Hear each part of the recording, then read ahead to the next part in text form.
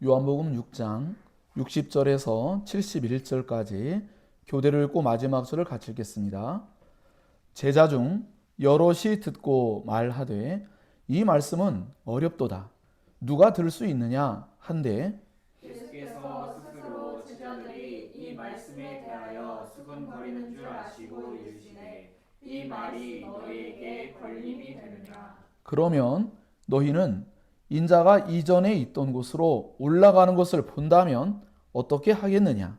살리는 것은 영이니 육은 무익하니라. 내가 너희에게 이르는 말은 영이요 생명이라. 그러나 너희 중에 믿지 아니하는 자들이 있느니라 하시니 이는 예수께서 믿지 아니하는 자들이 누구며 자기를 팔 자가 누구인지 처음부터 아심이로라. 또 이르시되 그러므로 전에 너희에게 말하기를 내 아버지께서 오게 하여 주지 아니하시면 누구든지 내게 올 수 없다 하였노라 하시니라. 그때부터 그의 제자 중에서 많은 사람이 떠나가고 다시 그와 함께 다니지 아니하더라. 예수께서 열두 제자에게 이르시되 너희도 가려느냐. 시몬 베드로가 대답하되 주여 영생의 말씀이 주께 있사오니 우리가 누구에게로 가오리이까? 우리가 주는 하나님의 거룩하신 자이신 줄 믿고 알았사옵나이다. 예수께서 대답하시되 내가 너희 열두를 택하지 아니하였느냐? 그러나 너희 중의 한 사람은 마귀니라 하시니 이 말씀은 가룟 시몬의 아들 유다를 가리키심이라. 그는 열둘 중의 하나로 예수를 팔 자로라. 아멘. 영원한 생명의 양식과 음료이신 예수님을 먹고 마시라 라는 제목으로 함께 이 말씀을 살펴보도록 하겠습니다. 하나님 아버지의 은혜 없이는 예수님께로 우리는 이끌려갈 수 없습니다. 하나님의 절대적인 은혜이죠. 그럼 인간이 할 수 있는 게 무엇일까라고 생각할 때 그것은 바로 하나님의 은혜를 진정으로 사모하고 진정으로 죄에 대한 마음의 미움을 갖고 진정으로 하나님께서 이 부분을 해결해 주시기를 간절히 구하는 마음, 이러한 마음으로 하나님께서만이 이 문제를 해결할 수 있다는 것을 믿고 그 하나님께로 나아가는 것, 그것이 바로 우리가 할 일입니다. 우리가 할 수 없다는 걸 인정하고 하나님께 도움을 구할 때 우린 진정으로 하나님께 나아갈 수 있습니다. 칼빈이 기독교영화에서 기록해 놓았던 것처럼 우리는 예배를 진행한다 할지라도 우리의 마음은 진정으로 하나님께 한 발자국도 나아가지 않을 수도 있습니다. 그 정도로 우리는 너무나 심령이 완악하고 또 어리석습니다. 하나님의 은혜가 주어질 때 우린 진정으로 참된 찬양, 참된 기도, 참된 말씀의 들음, 예배가 진행되어지고 하나님 말씀을 순종할 의욕을 갖고 살게 됩니다. 하나님의 은혜 없이는 인간은 결코 단 한 발자국도, 단 어떠한 하나님께로 향한 발걸음이 한 걸음도 나아가지를 못합니다. 아니 도리어 뒤로 물러섭니다. 오늘 말씀에도 예수님의 말씀을 듣고 오히려 수많은 사람들이 12제자를 빼고 거의 나머지의 사람들이 다시는 예수를 따르지 않았다. 얼마나 두려운 말씀입니까?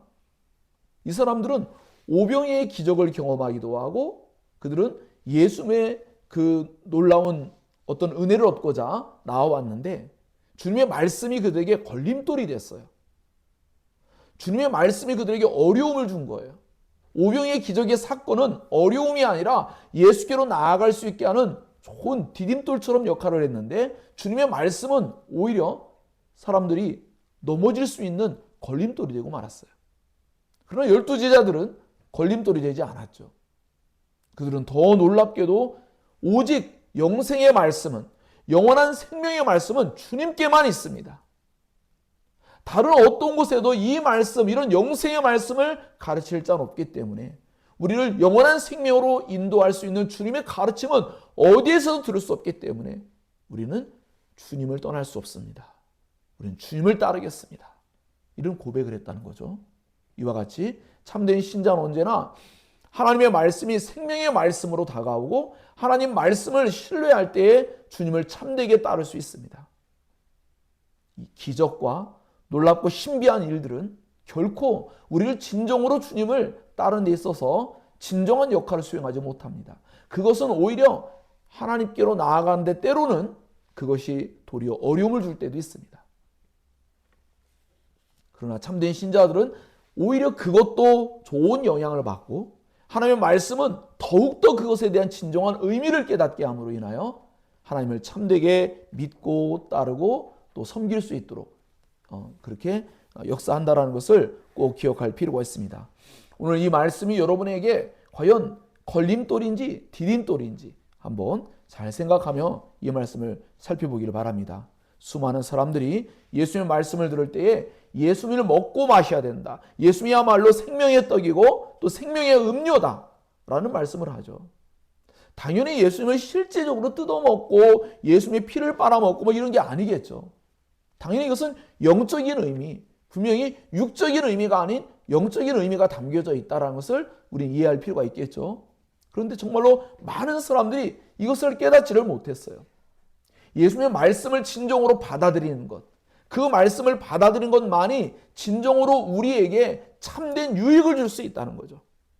육은 무익하고 영은 우리에게 진정한 유익을 주고 우리를 살리는 거예요. 즉 무슨 말이냐면 앞서서 오병이어의 기적과 같이 물고기 2마리와 보리떡 5개로 정말 5,000명 그 이상의 엄청난 사람들을 먹이고 12바구니에 가득 찰 정도로 남았죠. 그러면서 예수님은 그런 기적의 사건, 그것도 또 과거에 하늘로부터 만나가 내려서 밀가루처럼 가시와치 같은 거죠. 그걸 내려서 먹게 했어도 그들이 죽지 않았느냐. 육적인 음식은 우리의 영원한 생명을 살리는 데는 아무런 도움이 안 된다. 무익하다. 그런 거예요.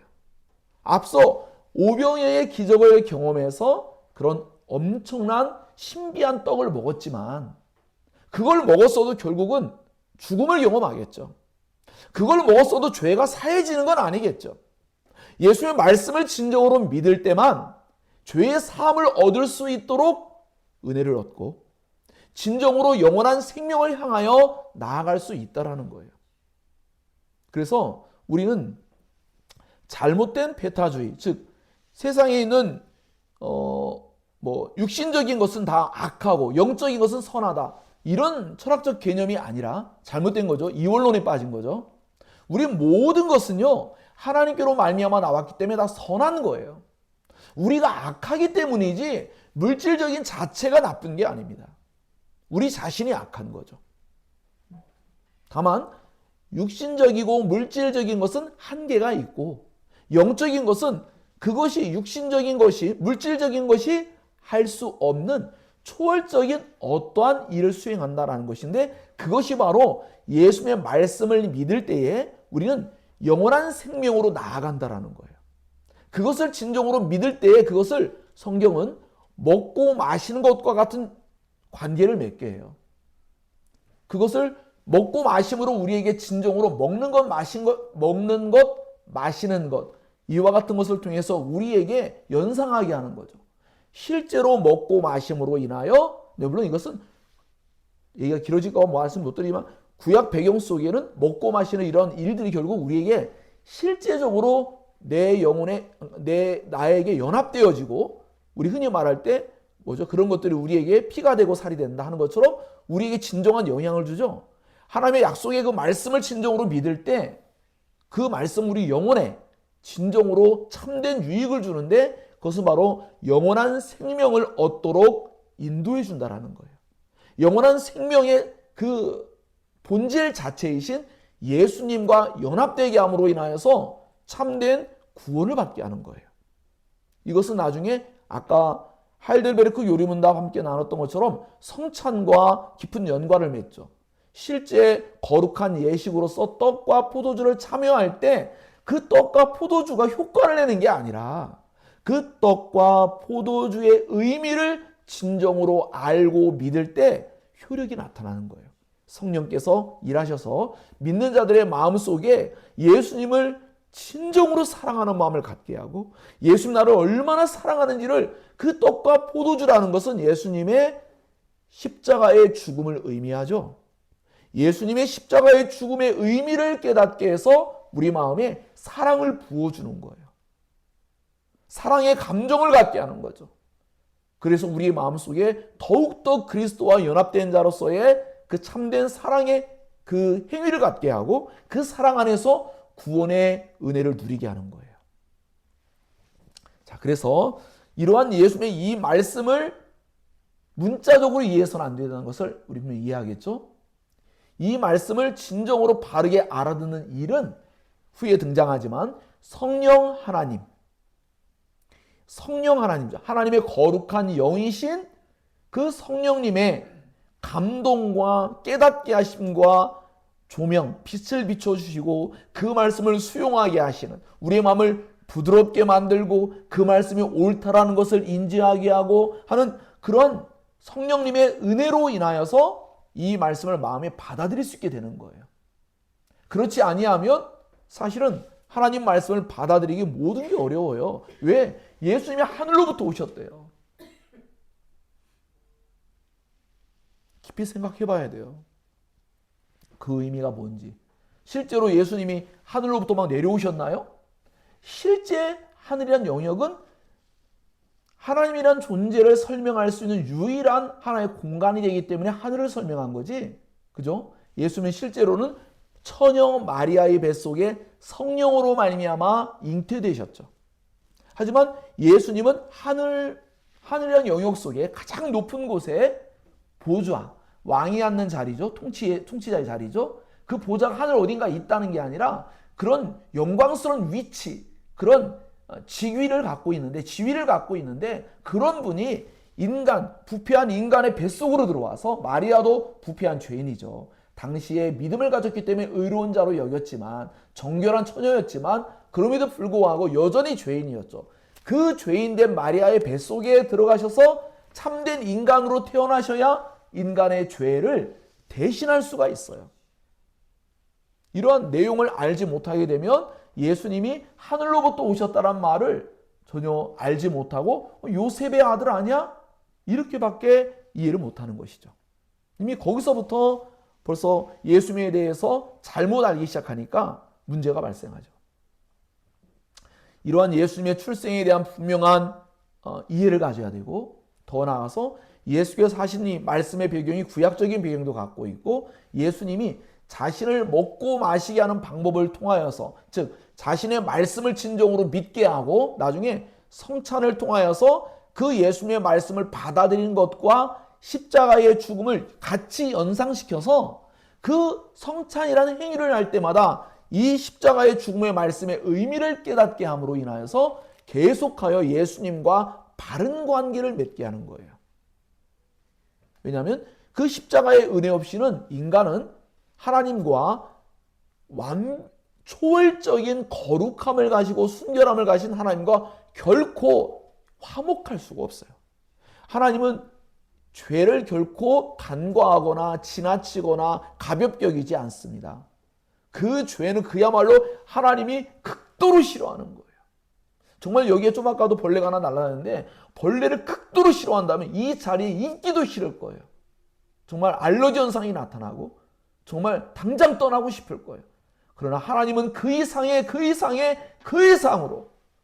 죄를 극도로 싫어하십니다. 그렇게 거룩하고 순결한 분이십니다. 그렇기 때문에 그러한 하나님께서 우리의 죄를 사해 주시고자 사랑을 나타낼 때에 예수님의 십자가의 대신 죽음, 바로 그것을 통해서만 우리의 죄가 사함을 받는 것이죠. 그 단계로 나아가기 전에 이미 예수님은 이렇게 말씀으로써 자신을 진정으로 믿고 따를 수 있도록 인도하시는데 예수님의 이 말씀은 어렵죠. 그러나 이 말씀을 이렇게 하신 데에는 여러 가지 수많은 이유가 있는데 더 쉽게 말씀할 수도 있고 그렇죠? 그렇지만 예수님은 하나님 아버지께서 이끌지 아니하시면 아무도 자기에게 올 수 없다는 걸 아세요. 그래서 그 말씀을 했을 때 그들에게 깨닫게 하시는 하나님의 은혜, 바로 그것을 의지한 거예요. 인간적인 설명을 다 하나하나 세부적으로 할 수도 있지만, 물론 우리는 완벽하게 못하지만 예수는 완벽할 수 있잖아요. 그런데 그렇게 하지 않으셨어요. 하나님의 은혜가 작용하도록 그렇게 하기를 원하셨어요. 그래서 이 처음에 단락 부분에는 말씀을 통해서 새로운 창조의 일을 하시는 삼위일체 하나님에 대한 내용을 세 단락으로 나누어서 여러분께 말씀을 나누려 하는 것이죠. 첫 번째가 하나님 아버지를 신뢰하게 하시는 예수님의 말씀 사역이고, 두 번째가 말씀으로 부르셔서 예수님과 믿음으로 연합하게 하시는 성부 하나님, 세 번째가 말씀을 절대적으로 확신하게 하시는 성령 하나님, 바로 이러한 내용으로서 여러분과 함께 살피고자 합니다. 그리고 두 번째 큰 단락은 말씀을 믿게 하시는 하나님의 절대적인 은혜라는 것에는 예수께로 부르심을 받은 하나님의 절대적인 은혜가 있고, 예수의 말씀을 믿게 하시는 하나님의 은혜가 있으며, 마지막 세 번째 큰 단락은 예수님의 제자가 되게 하시는 하나님의 은혜입니다. 그것은 또한 말씀을 깨닫게 하심으로 제자가 되게 하시는 하나님의 은혜이며, 인간의 할 일을 깨닫게 하시는 하나님의 은혜입니다. 그리고 결론으로 영원한 양식과 음료이신 예수님을 날마다 먹고 마시는 삶이 얼마나 복된 것인가를 함께 살피고자 합니다. 우리 첫 번째 단락에 말씀을 통해서 새 창조의 일, 새로운 창조의 일을 하시는 삼위일체 하나님, 예수님이 새로운 창조의 일을 하시는 하나님이라는 거예요. 예수님을 하나님으로 믿는 것 외에는 예수님을 어떤 말로도 정의할 수 없습니다. 불완전합니다. 예수님을 하나님이라고 인정한 것 외에는 성경 말씀을 이해할 수 없어요. 어떠한 인간에도 적용할 수 없는 분이십니다. 오직 하나님께만 적용되는 그러한 행위를 하셨습니다. 그러므로 우리는 이러한 새로운 창조의 일을 예수님이 이 땅에 오셔서 이 땅에서 행하고 계시다라는 것을 우리는 깨달을 필요가 있고, 바로 그 일은 말씀을 통해서 행하고 계시다. 그 말씀을 통해서 사람들의 마음을 거룩하게 만들고 죄를 깨닫게 하고 하늘나라를 소망하게 만들고 그 마음에 예수님을 참되게 알아갈 수 있도록 이끌어가고 계시다라는 것을 알 수가 있습니다. 그래서 이 말씀은 과연 누가 이 말씀을 알아들을 수 있겠느냐라고 할 때 결국은 인간으로서는 알 수 없으되 하나님으로서는 다 알 수 있다는 거예요. 즉 겸손하게 인정하라는 거예요. 우리 인간의 지성으로, 우리 인간의 이해력으로 하나님을 알려고 하고 하나님의 말씀을 깨달으려고 하는 것은 그야말로 헛된 일이라는 거예요. 육은 무익하다. 영은 뭐예요? 우리 유익을 주는데 살리는 거죠. 성령님만이 우리를 살리십니다. 성령님만이 우리에게 진정한 깨달음을 주시고 말씀을 알아듣게 하고 말씀에 관심을 갖게 하고 그 말씀을 알고 싶게 만들고 그 말씀을 우리에게 말씀으로 향하도록 엄청난 호기심을 주고 그 말씀으로 향하도록 합니다. 예수님께서 하늘로서 오신 참떡, 진정한 생명의 떡, 하나님의 떡, 우리 영원한 생명의 떡이라는 것을, 진정한 생명의 음료라는 것을 우리에게 진정으로 믿게 하시는 이 일은 이런 문자적인 의미가 아니라 그 용어가 예수님을 실제로 먹고 마신다라는 개념과 연관을 맺을 때 그 예수님의 말씀을 온전히 받아들이면 먹고 마시는 효과가 나타나는, 그러니까 육신의 떡, 물질적인 떡은 육신을 일시적으로 생존케 하고 살게 하죠. 예수님의 말씀은 우리의 영혼을 영원히 살게 하는 말씀이다 라는 것을 우리에게 일깨워주고 있습니다. 그리고 이것은 결국 성령 하나님의 은혜로서만이 그 말씀을 우리가 알아들을 수 있고 믿을 수 있고 따를 수 있고 그 말씀을 즐거워할 수 있다라는 것을 우리에게 알게 해주고 있습니다. 그러므로 이 처음 시작하는 도입부의 이 말씀 속에서 우리는 겸손하게 내 이성으로 내 힘으로 되는 게 아니라, 물론 힘써 알아가라는 뜻이에요. 알지 말라는 게 아니죠. 알아가는 일을 부정한 게 아니에요. 예수님은 계속 설명해 주세요. 다만 우리 인간에 가지고 있는 지력으로, 지성의 힘으로는 정말 턱없이 부족하기 때문에 성령 하나님의 은혜를 구해야 되고 하나님 아버지의 은혜를 구해야 된다는 거예요. 그러지 아니하면 예수님께로 나아갈 수도 없고 알 수 없고 관심도 없고 결국 예수님이 떠날 수밖에 없다. 이런 이야기입니다. 그래서 하나님의 은혜가 절대로 필요하다라는 것이죠. 그래서 너무나 놀랍게도 어떠한 사람들은 떠나가지만 제자들은 너무나 놀랍게도 이 말씀에 너무나 엄청난 신앙 고백을 하고 이 말씀을 통해서 더욱더 영원한 생명의 말씀은 오직 예수님께만 있구나 라는 것을 확신하게 만들어 가고 있어요. 그래서 그들이 이 말씀의 의미를 완전히 알았다기보다는 그들이 이 말씀에 대한 예수님만이 영원한 생명의 말씀으로서의 효력을 줄 수 있는 분이라는 것을 그들은 깨달았죠. 다른 복음서에 보면 예수께서 가르치실 때 다른 어떤 랍비, 서기관들과는 다른 권위 있는 말씀으로 그들이 느꼈던 거예요. 사람의 귀를 즐거워하는 말을 하는 게 아니라 예수님은 너무나 놀랍게도 오직 하나님께만 영광을 돌리는 말씀이고 이 말씀은 소망 없는 그들에게 진정한 소망을 주는 말씀이라는 것을 그들이 계속 깨닫고 있죠. 성령 하나님께서 바로 이러한 부분들을 깨닫게 하심으로 인하여 예수님께로 향할 수 있게 하는 거죠. 우리가 처음에 예수 믿을 때에도 다 알고 예수 믿는 거 아니죠. 다 알고 예수님 따르는 거 아니에요. 일부분인데도 너무나 놀랍게도 우리의 마음에 그것을 향할 수 있는 마음을 주시는 거예요. 그것을 바랄 수 있는 마음을 주시고 더 알고 싶고 참되게 알고 싶고 그것이 얼마나 중대한 세상의 모든 사상과 가르침과는 너무나 차원이 다른 그런 너무나 영광스럽고 놀라운 그런 말씀이라는 걸 점차 알아가면서 우리는 더욱더 주님의 말씀을 신뢰하며 살아가게 되는 것이죠.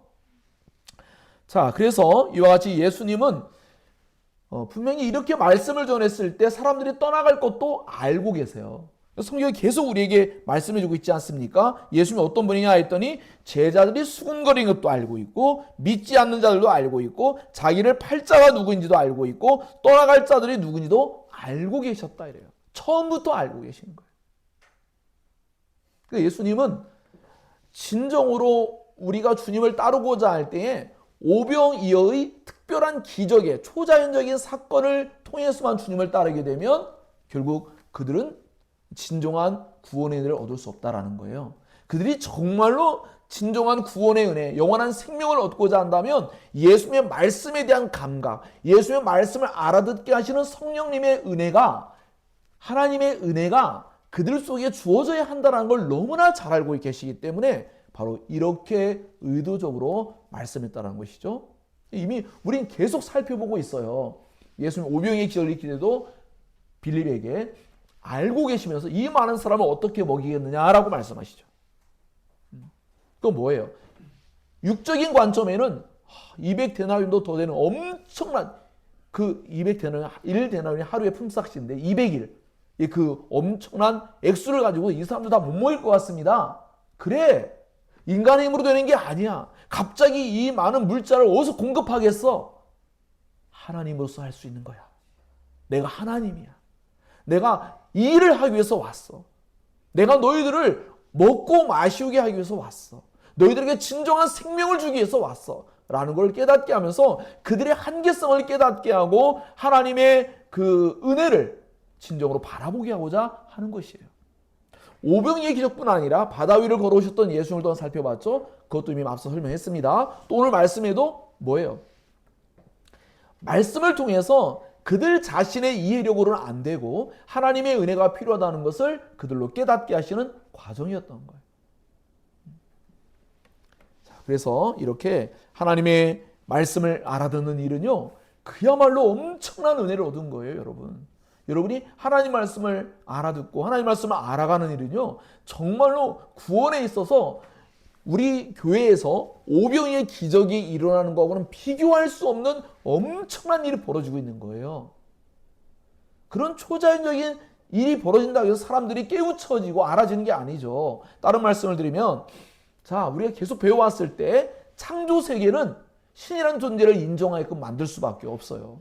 우연이라는 건 거의 미신적인 그런 말이에요. 수많은 엄청난 지식을 가진 과학자들이 미신적인 말로 시작해요. 왜? 처음을 인정할 수 없으니까. 처음에 무언가가 있었어요. 그 무언가가 어떻게 시작될 수 있느냐를 과학적인 근거로 말해야 되는데 절대로 말할 수 없습니다. 불가능합니다. 그 무언가는 어떻게 시작되는지. 그거는 성경에서 하나님이 스스로 존재한다는 말씀 외에는 절대로 이것은 설명이 불가능합니다. 하나님만이 스스로 존재하시는 하나님이시죠.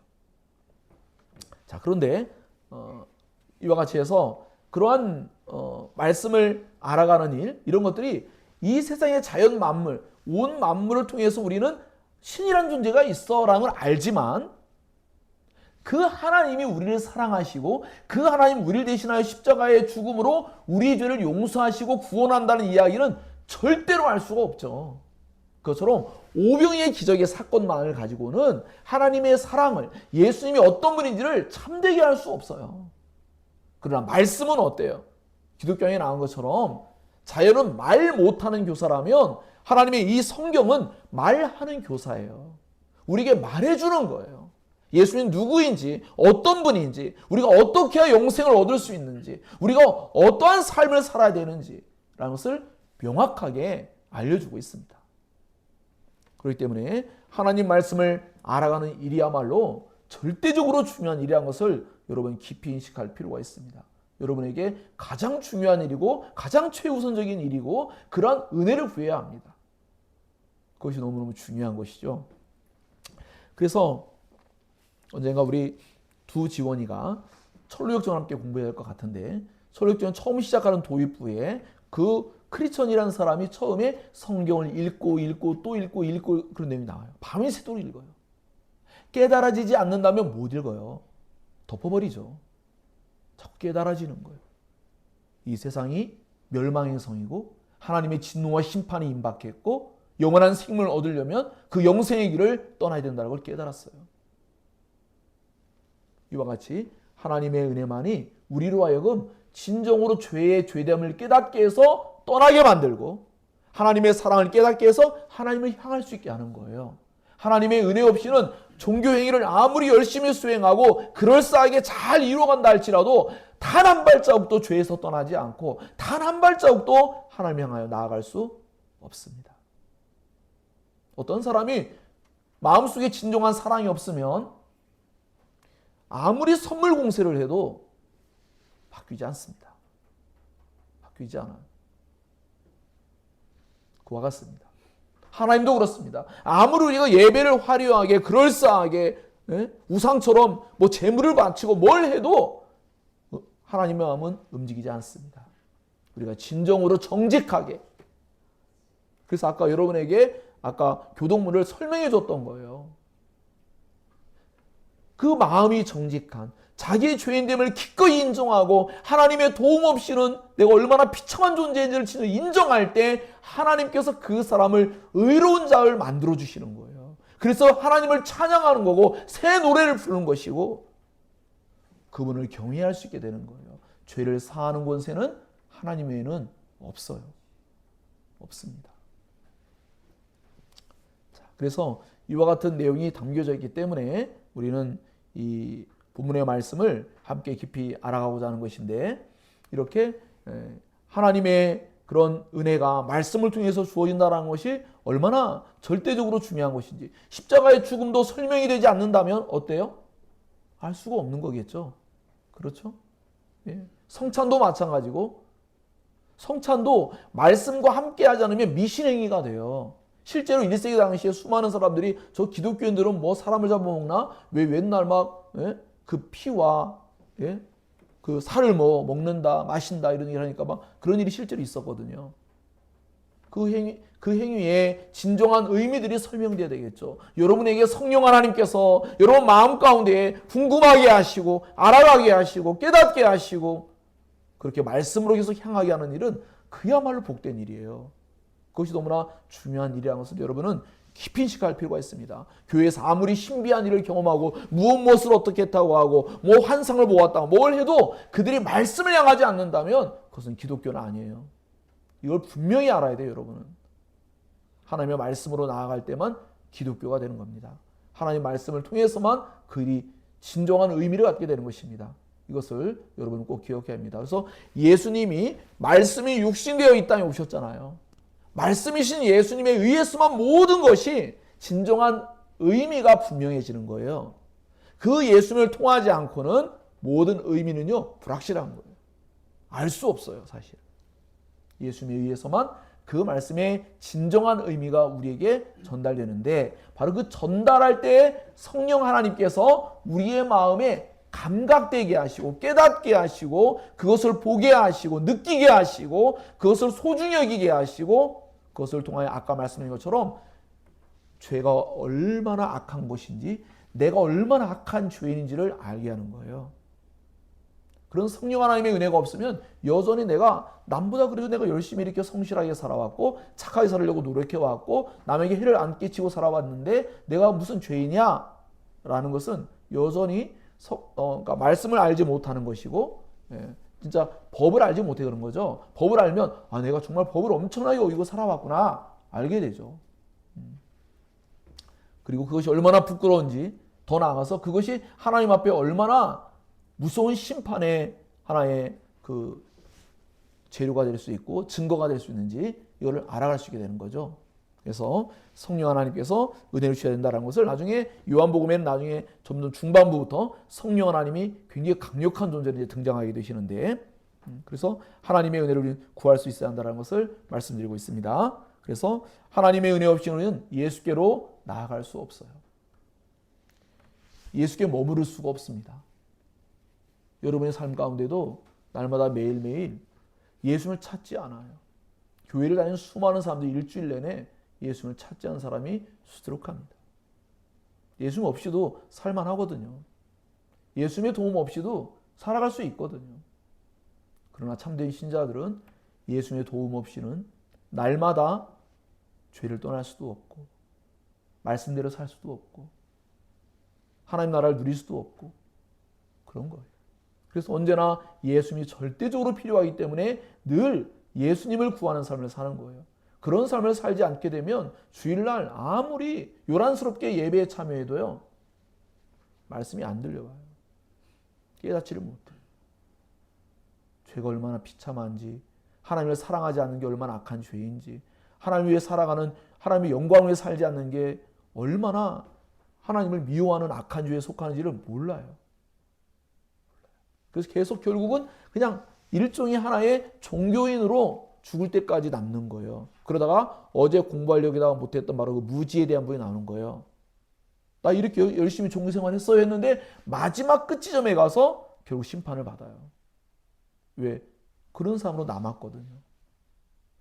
정말 여러분은 정말 하나님 말씀 알아가는 일이 얼마나 절대적으로 중요한지를 깊이 인식할 필요가 있습니다. 그거는 하나님의 은혜예요. 여러분이 뛰어나서 여러분이 무언가를 잘 알 수 있는 모든 능력이 있는 게 아니에요. 베드로가 고백했을 때 예수 뭐라고 말씀합니까? 하늘로부터, 하늘에서 하나님께서 허락하지 않았다면 너 알 수 없는 거야. 하나님께서 허락해 주니까 아는 거야. 오늘 말씀도 너희들이 남아있어, 이거는 하나님께서 너희들 내게로 인도하신 거야. 하나님의 은혜 없이는 나에게로 올 수가 없어 절대. 이렇게 말씀하는 거예요. 그러니까 예수께로 나아가는 일은 하나님의 은혜인 것이죠.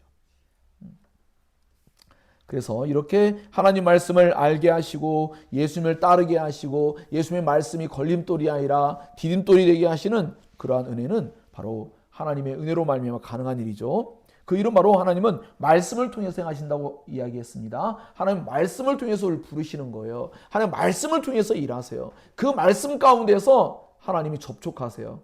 그 말씀을 통해서 자기로 인도하시는데 또 다른 사람을 구원의 길로 인도할 때에도 전도에 미련한 것으로, 우리같이 어리석고 부족한, 우리가 말을 잘하면 얼마나 잘하겠습니까? 우리같이 어눌한, 하나님께서 볼 때는 저 하늘의 신비한 이야기, 저 십자가의 경이롭고 놀라운 이야기를, 그 놀라운 하나님의 사랑의 말씀을, 행위를 아무리 천재적인 신학자라 할지라도 하나님께서 보실 때는요, 어눌한 말이에요. 어눌한 말.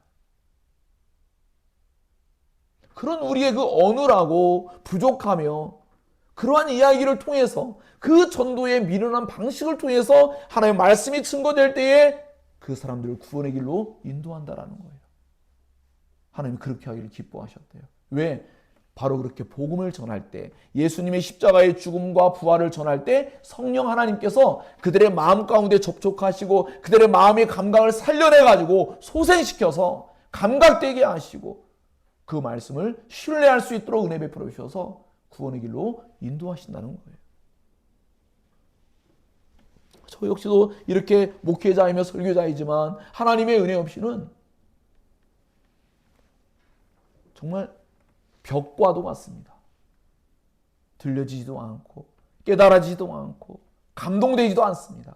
그러나 성령 하나님께서 역사하시면요, 놀라운 마음의 새로운 변화가 분명하게 나타납니다. 정말 이 말씀은 저 자신에게도 정말 낮아지게 하는 말씀, 겸손할 수밖에 없는, 사도 바울의 고백처럼 물 주는 이와 심는 이는 아무것도 아니고 오직 그것을 자라나게 하시는 분은 하나님이세요. 아무리 설교를 잘해도 아무리 잘 가르쳐줘도 그것에 진정한 생명을 주는 분은 하나님이시죠. 우리는 하나님의 은혜를 사모해야 돼요. 우리 모두가 동일합니다. 내가 예수를 믿고 있다 할지라도 예수님의 은혜를 얻지 못하면 우리는 생명력 있는 삶을, 하나님께 영광 돌리는 삶을 살 수 없습니다. 하나님의 은혜가 언제나 필요하고 하나님의 은혜를 언제나 우리는 사모해야 합니다. 우리는 날마다 음식을 먹어야 하듯이 날마다 우리는 영원한 생명의 음료요 양식이 되시는 예수 그리스도의 말씀을 늘 사모해야 합니다. 예수를 알고자 힘써야 합니다. 그럴 때는 비로소 우리는 예수 그리스도와 연합된 예수 그리스도의 형상을 가지고 예수 그리스도를 나타내 보이는 삶을 살 수가 있어요. 그러지 않으면 우리의 옛사람, 그 헛되고 악하고 어리석은 그런 존재만이 나타날 뿐입니다. 그래서 하나님께서는 이와 같이 우리들에게 말씀을 통하여 자신의 백성들을 구원하기를 기뻐하시고 그 말씀을 깨닫게 하시는 은혜를 주시고 이 말씀을 믿을 때에 생명의 떡을 먹고 생명의 음료를 마시는 것 같은 효과를 가져줄 것을 약속하고 있습니다. 그리고 이 일은 성령 하나님께서 하시는 일입니다. 성령 하나님께서 우리의 마음속에 이 말씀이 우리에게 와닿게 하시고 이 말씀이 영원한 생명의 말씀이고 이러한 말씀은 어떠한 문헌, 어떠한 책에도 없는 거예요. 진리 그 자체이신 예수님만이 하실 수 있는 유일무이한 그런 말씀이죠. 세대와 세대를 지나고 계속가요 또 세대와 세대를 지나도 이 말씀은 바뀌지 않는 진리예요. 세상의 인간들이 주장하는 모든 것들은 바뀝니다. 계속해서 발전해 갈 수도 있고 또 새로운 것이 뒤집어질 수도 있지만 이 하나님의 말씀은 오고 오는 모든 세대에 절대로 바뀌지 않을 진리입니다. 예수 그리스도만이 우리의 영원한 생명의 양식이요 음료입니다. 하나님 아버지께 이끌지 아니하시면 아무도 예수께로 올 수 없다는 것입니다. 그러므로 우리는 하나님의 은혜를 진정으로 구하는 겸손한 마음으로 하나님께 도움을 구해야 합니다. 이 세상의 모든 것들을 부정할 수 없잖아요. 이 세상을 부정할 수 없다면 신을 부정할 수도 없는 것이고 그 신은 우리 같은 도덕적인 존재를 창조했다면 그분은 도덕적인 존재이시며 우리가 정말로 정의를 사랑하고 악을 미워하고 죄를 끔찍히 싫어한다면 우리를 창조한 그 신은 얼마나 죄를 더 끔찍하고 여기고 악을 정말로 싫어하시지를 알 수 있지 않겠습니까? 우리 역시도 죄인과 악인들을 심판하고 형벌 주기를 원하는데 그 거룩하신 하나님께서 악인과 죄인들을 심판하지 않는다는 것은 있을 수가 없겠죠. 그러한 신이 반드시 세상의 악인들을 심판할 것을 말씀했습니다. 그러나 정말로 정직하게 자신의 죄를 기꺼이 인정하고 하나님의 도움을 구하고 하나님께서 구원하는 방법을 정말로 신뢰한다면 하나님 그 사람들의 죄를 용서해 주겠다고 약속했습니다. 예수님의 십자가의 대속의 의미, 십자가의 죽음이 나의 죄에 대한 죽음이라는 걸 믿게 해주겠다고 했습니다. 그것을 믿음으로 말미암아 죄의 사함을 받아서 마음의 진정한 상쾌함, 시원함, 평안, 기쁨, 의를 추구하는 마음, 이와 같은 걸 주시는 거예요. 기독교는 철학이 아닙니다. 우리에게 어떤 것을 사고하고 생각하고 우리 여기라고 말하지 않습니다. 우리에게 경험되는 것입니다. 우리 안에 일어난 사건이에요. 우리 내면 가운데에 예수님을 진정으로 믿을 때 우리 안에 마음의 새로워짐에 신비하고 놀라운 사건이 경험되는 겁니다. 그래서 그분을 찬양하고 경배하는 것이지 앞으로 천국과 더 좋은 것을 기대하며 현재를 이겨나가게 하는 그냥 사람들이 인간의 종교심과 생각을 자극해서 우리 해보자, 절대 이것이 아닙니다. 그것은 오래가지 못합니다. 그것은 목숨을 내걸 만한 가치가 있는 게 아닙니다. 우리 안에 하나님의 이 말씀들이 너무나 놀랍게 경험되었기 때문에 그분을 즐거워하고 기뻐하고 죄와 악을 미워하고 점점 선과 의와 거룩을 추구하는 마음을 우리 마음속에 하나님께서 허락해 주심으로 말미암아, 즉 마음을 새 창조, 새롭게 하심으로 말미암아 우리가 바로 그 일을 위해 살아가는 거예요. 그게 즐겁거든요. 사람은 누구나 다 좋은 것을 위해 살아갑니다. 이것을 좋은 것으로 깨닫게 주셨기 때문에 그것을 위해 사는 거예요. 이제 말씀 마치겠습니다. 이제 다음에 좀 더 말씀을 더 많이 나누겠는데, 이러한 말씀에 대한 분명한 이해를 얻고자 하나님께 은혜를 구하지 않는다면 우리는 예배도 참석하고 성경도 읽고 우리가 위대한 사람들의 책들도 살펴볼 수 있지만 변화가 일어나지 않습니다. 기껏해야 내가 남들보다 이만큼 지식을 갖게 됐어. 내가 남들이 알지 못하는 수많은 탁월한 통찰력을 얻게 되었어. 헛된 그러한 마음의 계급장 또는 그런 자랑거리 몇 개 삼겠지만 그것은 무익합니다. 그것은 우리에게 진정한 도움을 주지 못합니다.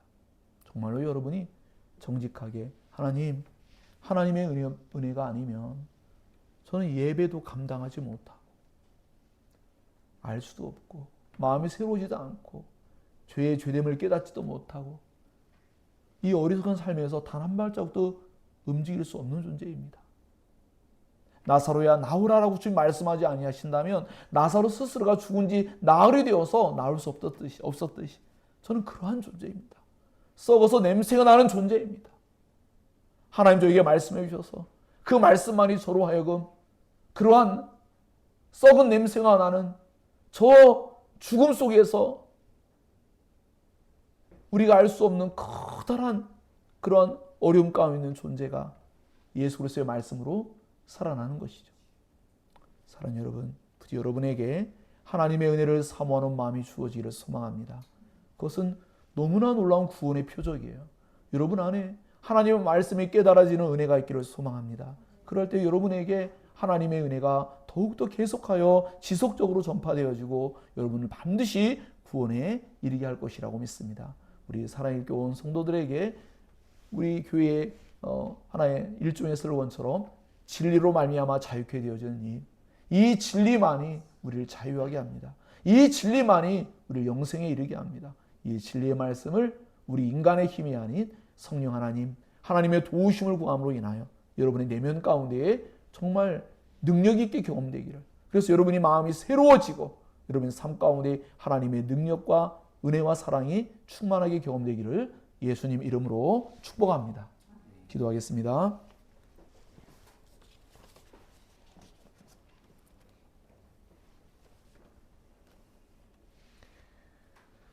들은 말씀을 기억하시고 정말 하나님의 도움을 구하는 일은요, 여러분 해야 됩니다 하니까 해야지가 아니라 여러분 안에 그렇게 할 수밖에 없는 자신의 비참한 입장, 자신의 죄악됨, 자신의 뻔뻔함, 자신의 마음의 악함을 정말 해결할 길은 하나님 우리의 마음도 아시거든요. 외적인 행위로서의 죄만이 아닙니다. 우리의 마음의 모든 악한 죄를 아시는 하나님, 하나님의 그 마음의 죄까지도 결국은 심판할 것을 말씀했기 때문에 하나님 이 문제는 예수님의 십자가의 대신 죽음을 통해서만 용서받을 수 있다는 것을 저에게 믿을 수 있도록 해주시고 하나님의 은혜로 새로워지길 원합니다. 하나님의 말씀을 잘 알아들을 수 있도록 은혜를 주십시오라고 간구하기 바랍니다. 그러면 성령 하나님께서 여러분 안에 날마다 놀라운 일을 분명히 행하실 것이라고 믿습니다. 기도합니다.